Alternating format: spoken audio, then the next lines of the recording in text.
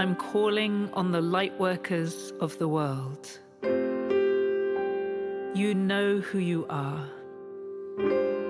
You are the healers, the shamans, the people who work every single day to align your consciousness with peace, with freedom, with liberation,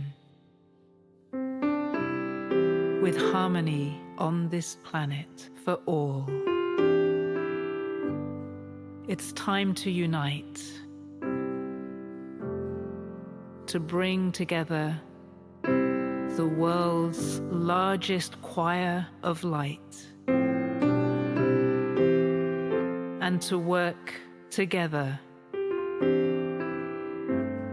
as one all over the planet